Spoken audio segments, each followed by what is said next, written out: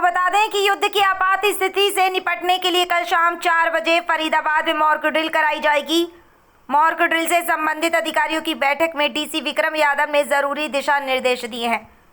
इस दौरान मीडिया से बात करते हुए उन्होंने बताया कि अलग अलग बिंदुओं पर कल मॉक ड्रिल की जाएगी।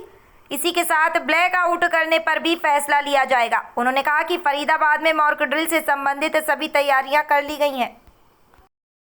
जैसा कि भारत सरकार और हरियाणा सरकार द्वारा निर्देशित करा गया है कि कल शाम को 4 बजे मॉक ड्रिल का आयोजन करा जाएगा, तो उसमें फरीदाबाद जिला भी है। तो हमने अपनी तैयारियों का जायजा लिया है।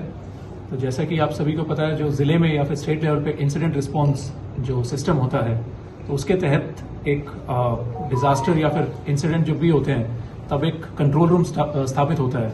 तो वो हमारा जो जिले लेवल का है या सब डिवीजन लेवल के हैं वो पहले से स्थापित हैं, परंतु उनकी मॉक ड्रिल करनी और जो अगर कोई ऑफिसर्स या फिर कोई लोग बीच में चेंज हो गए तो उनकी अपडेशन और उनकी ट्रेनिंग जो है, तो उसके तहत ये कार्रवाई करी जा रही है।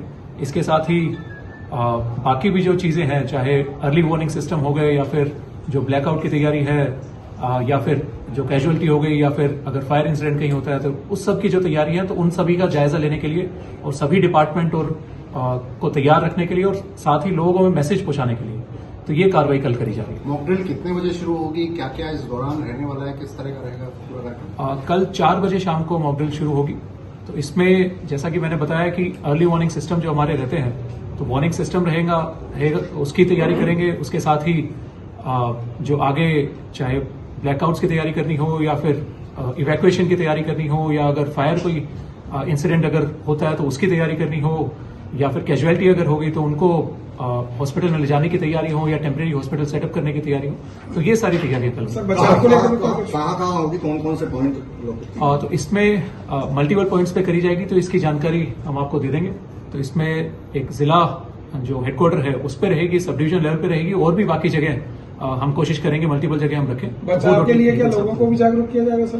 तो बिल्कुल ही मीडिया के माध्यम से, मीडिया एक प्रमुख हमारा जो पिलर है डेमोक्रेसी का, तो उसके माध्यम से लोगों को भी मैसेज वहां तक भी पहुंचाया जाएगा कि किस तरीके की तैयारी या किस तरीके की एक्टिविटीज उनको करनी है या नहीं करनी है।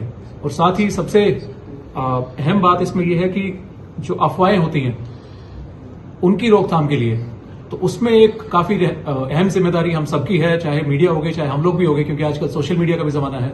तो उस पर ना जाए, हम वेरीफाइड सोर्सेज से हम पता करें, चाहे कोई सरकारी अधिकारी हो या फिर बाकी कोई पुलिस अधिकारी हो या बाकी कोई भी हो, तो उनसे हम कंफर्म करें। और कृपया करके कोई भी अगर अफवाह वगैरह फैल रही है तो उस पर आंख मूंद के भरोसा ना करें। सब कल जो मॉक ड्रिल होने वाला है, सायरन से भी जो है जानकारी दी, कितने सायरन जो है वो फरीदाबाद जिले की बात करें तो हमारी कोशिश है कि विलेज लेवल तक ही हम इसको लेके जाएं। तो अभी अगर किसी गांव में अगर नहीं है तो उसकी भी कोशिश कर रहे हैं, वहां तक हम पहुंचा दें। कहीं अगर खराब हो गए या कहीं पे दिक्कत है तो उनकी भी हेडक्वार्टर लेवल पे रहेंगे, सब डिवीजन लेवल पे रहेंगे सभी। जैसे कि हमने कहा अभी कि जो हमारे सरकारी ऑफिसेज हो गए या फिर अगर हम कहें पीसीआर वैन्स भी हो गई, तो उनमें भी सायरेंस या हूटर सिस्टम रहता है, तो उससे भी मैसेज पहुंचाने का हम कार्य करेंगे। कंट्रोल सेंटर और आपके इसके साथ साथ में डीसी ऑफिस का वैकल्पिक कोई व्यवस्था या सीपी ऑफिस के इस तरह के हमारे यहाँ प्रबंध हैं क्या? बिल्कुल ही जी, ये भी सारे प्रबंध